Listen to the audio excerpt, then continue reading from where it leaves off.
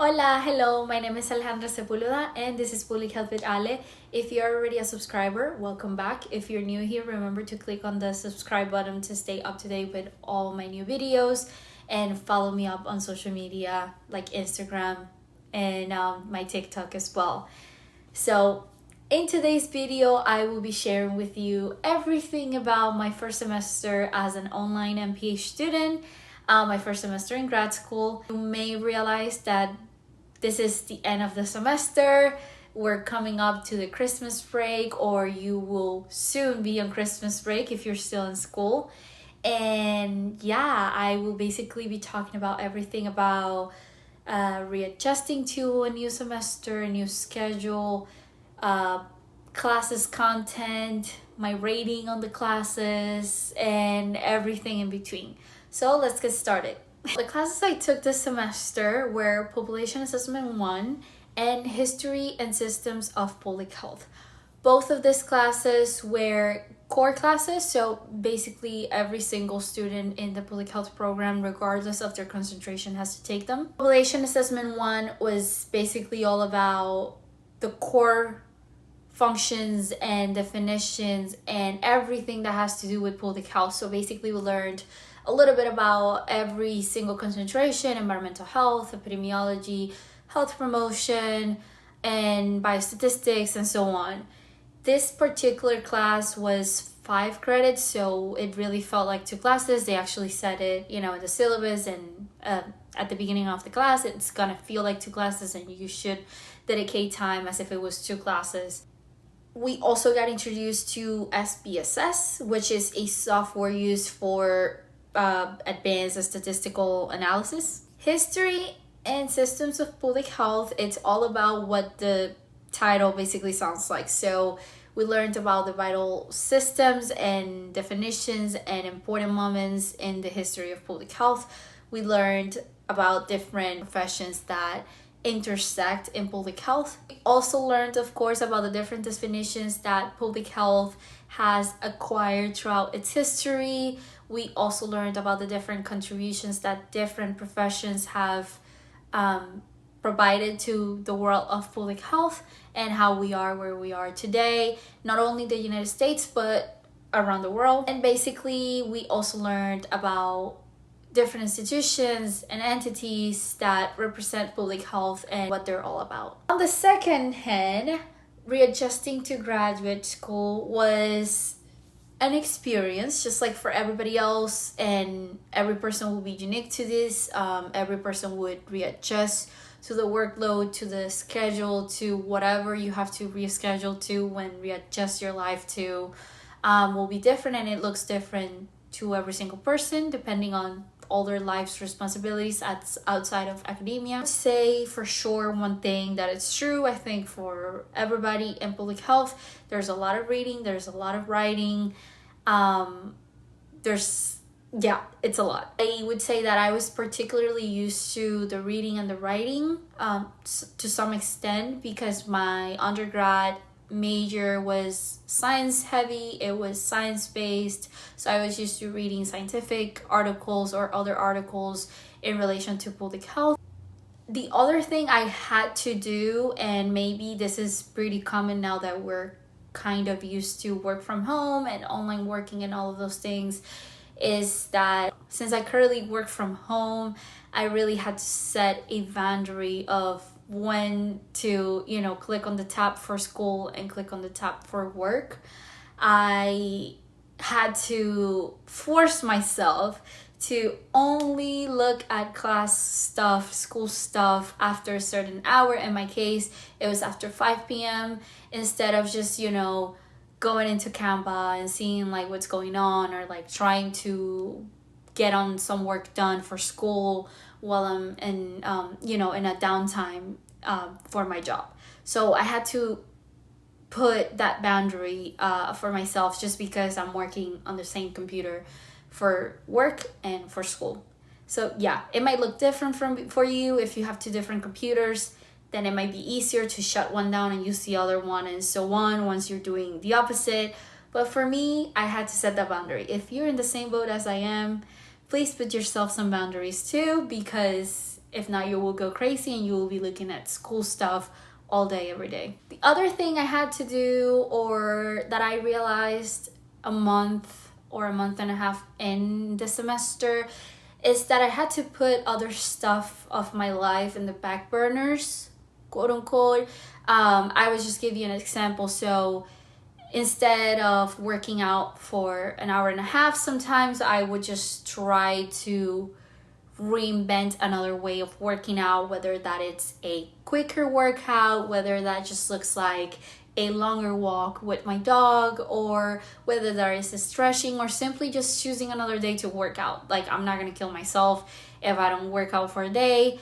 And also on the same page, recognizing when I'm stressed. And for me, going to the gym or working out in some way relieves that stress. So one thing that I have implemented is running. I'm not a runner. The only runner that I've ever done is playing soccer. But this year, actually, before the semester, I started kind of running. That was during the summer. But in Miami, it's super hot to run outside, and I learned that I prefer to run outside. So I didn't do it that much during the summer, just because it's like sofocante. Like, it's just too hot. Anyways, once the temperature kind of started cooling down, I started running a little bit more. And what I would do is, like, if I'm studying and I hadn't worked out during that day or whatever, and it's already like 6 or 7 p.m., I would just go and do a quick run, and or just simply go do a quick workout in the gym. But that's basically it. I just realized that sometimes you can't take in more information when you're just blocked. Like, sometimes you're just doing some homework or reading something and you're trying to figure out something and you can't, and you need to, like, just break loose. You need to go to something else. So sometimes for me, that might look like playing with my dog a little bit, going to the gym, running, or looking at TikTok, whatever. But I just need to do something else. Okay, group projects. I know this is touchy for some people because they have had bad experiences, or they never have had a good experience. But honestly, I'm very lucky to say that I had a great experience with both of my groups in both classes. So basically, in one of my classes, the groups were already set up, and that's kind of like, we're like forced into a group, and they were really nice from the very beginning. And then for the other class, we were all in the same class, because again, these are core classes. And what we ended up doing is just creating a group for ourselves for that class and the upcoming group projects that we had to do. And obviously we did really well, so that was really nice. Other thing is, if you're an online student, obviously, or if you are planning to be an online student, for grad school, there are gonna be group projects that I know of. I know people in other programs like education or stuff like that, and they have group projects. So I don't think it's uncommon to see that, but just keep in mind that if you're online, if you're going to meet with your group, you're probably going to be in different time zones and so on. So just keep in mind that the time might not be the best for you or for the people in your group. So you will just have to sacrifice that hour or whatever, whenever you're meeting. That's the only thing. Like, in my group, we had 2 people living in California. I live in the East Coast, so we had that huge difference of time. So our group projects were actually really cool. We had, most of them were papers. We only had one visual presentation, like a PowerPoint that we had to create along with a paper, but most of them were papers. Those papers were about HIV cases in the Philippines. We did a randomized control trial on the effectiveness of asthma medications on children that live in Belize. We did a risk communication plan. We did one super cool paper about public transportation and basically trying to convince the population in Tampa to vote for that in the next elections. That's like tying in how public health and policy are completely intertwined.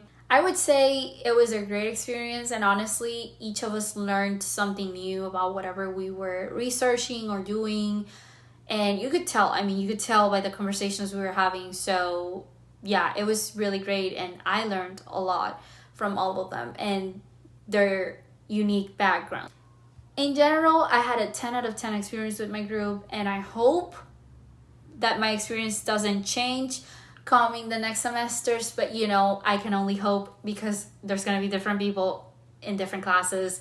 So yeah, final opinion of these two classes. So remember, population assessment 1 and history and systems of public health. I would say both classes were amazing. I honestly knew like 2 months in that, even though, yeah, there were stuff that were simply, I don't know, hard to understand, or the reading load was too much or whatever, I repeatedly told my families and loved ones and friends that I loved what I was doing. Like, I loved what I'm learning. And I know that was a sign of me knowing that this is the right path, right? I know, I'm going to have different opinions about different classes, and I'm probably not going to like some stuff, and that's fine. But overall, I like what I'm getting to, which is what matters, right? I had to do individual papers, so by myself, and we were either given a topic or we had to choose a topic depending on what we were learning. So if we were learning about policy making, we had to, let's say that week we were choosing a bill or a law or something, and how we would change it to move towards health equity, for example. It could be a law or a bill from any state. Other weeks we were learning about how different diseases may impact different communities, whether it's here or around the world.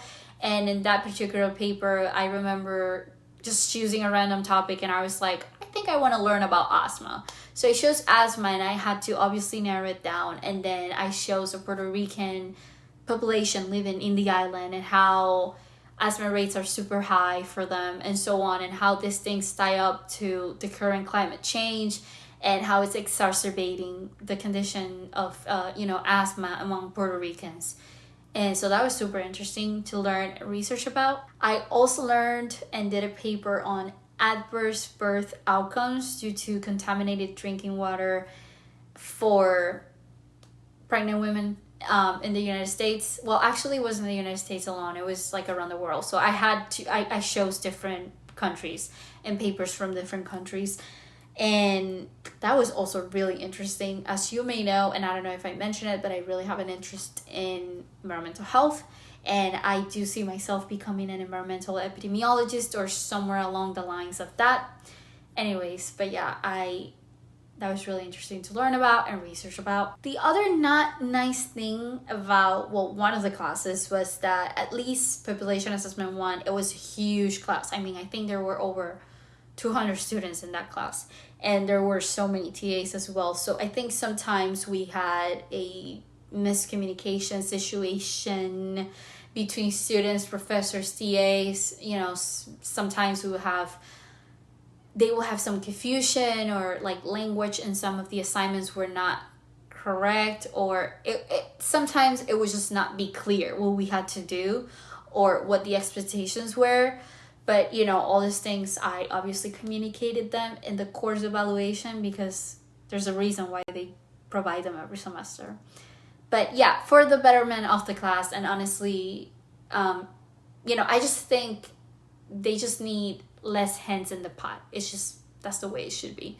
Lastly, for being a fully online degree, and at least it's 2 classes, I don't know how the other classes are gonna be, right?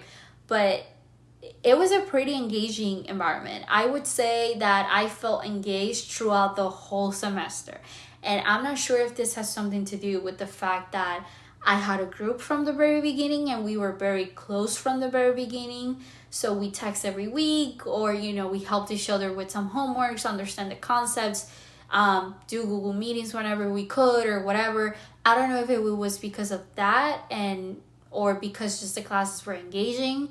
I know for a fact that, you could tell both professors or the course creators were thoughtful into, putting different types of resources. So they had videos, they always had more readings, they always had ungraded quizzes so you could practice whatever topic we're talking about. We had plenty of office hours, and they were really fast answering the emails anytime any of us had any doubts. And yeah, so maybe I'm saying it's engaging, or it was engaging because of my group mates, but I just loved the classes. I didn't feel like I was just some student, whatever, and I honestly didn't go to any office hours this semester, and that has a lot to say. But like, it has a lot to say in the sense that I didn't feel engaged because I went to office hours every week. I just felt engaged in the class.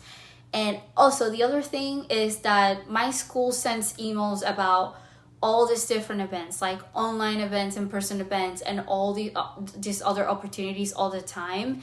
So that might be a reason why it feels so engaging. In my undergrad, they didn't really send a lot of emails of coming from the Department of Dietetics and Nutrition. So maybe that's why I see the difference, or I feel the difference. Anywho, I loved the semester. I know I had some moments with SPSS, but other than that, I loved the classes.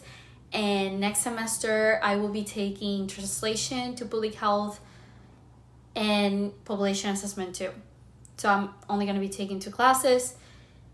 And yeah, anyways, I hope you like this video and learning a little bit more about my experience first semester as an online MPH student.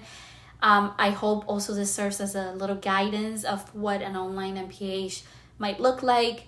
Every program is different, but you can get an idea of what it may be like, and if it's for you, if it's not for you. I know some people want to be in person and have that experience, and some people don't mind. So it's really like up to you and the person that you are and what you're looking for in a program. But anyways, I really hope that it also gives you an idea of what public health classes might look like. Again, these are the core classes, like the beginning classes. So after I get into my concentration, it would be more epi classes and epi concentrated classes. But yeah, I hope that you had a great time seeing this new video, and I hope that you have a great rest of your day. I see you in the next one. Bye bye.